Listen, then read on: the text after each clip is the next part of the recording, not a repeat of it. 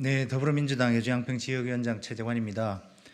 서울 양평 고속도로에 진상이 저는 이제 90% 이상 드러났다고 생각됩니다. 이제는 국정조사와 수사를 통해서 마무리하는 수순이라고 생각을 합니다.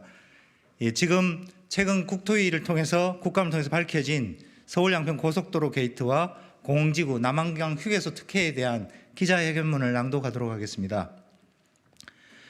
종점 변경이 국토부의 기획이었음을 확인된 서울 양평 고속도로 게이트, 새롭게 제기되고 있는 양평 공흥지구 개발 특혜 비리, 남한강 휴게소 특혜 의혹 등 양평 3대 특혜 비리에 대한 조속한 국정조사 특검을 촉구합니다. 그동안 국토부는 서울 양평 고속도로 종점 변경 의혹에 대해서 지난해 5월 타당성 조사 착수 보고 당시 종점 변경을 검토했고 이는 외부 용역사의 주장을 수용한 것이라고 주장해 왔습니다. 그러나 지난 국정감사를 통해 국토부의 그동안 해명이 거짓임이 명백히 드러났습니다.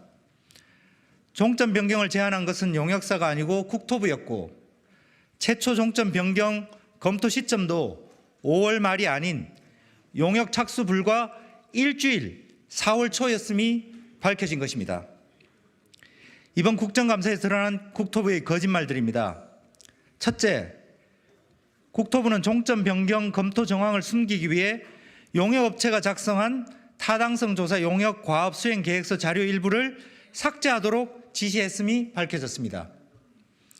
지난 27일 국토교통위 국정감사에서 이용호 국토부 도로국장은 자료 삭제를 지시한 사람이 누구냐는 질문에 대해 도로국, 도로정책과 실무자가 용역사에 지시한 것이라고 답했습니다.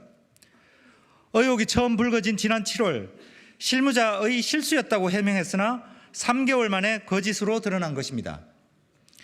대통령 부부와 처가의 땅에 있는 강상면 종점안이 대안 노선으로 처음 등장한 건 지난해 5월 19일 용역 보고서입니다.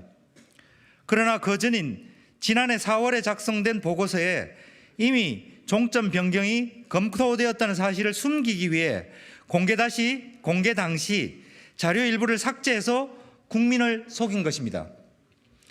이는 타당성 조사가 본격화되기 전부터 국토부와 용역사가 이미 종점 변경을 고려하고 있었음을 보여주는 대목입니다.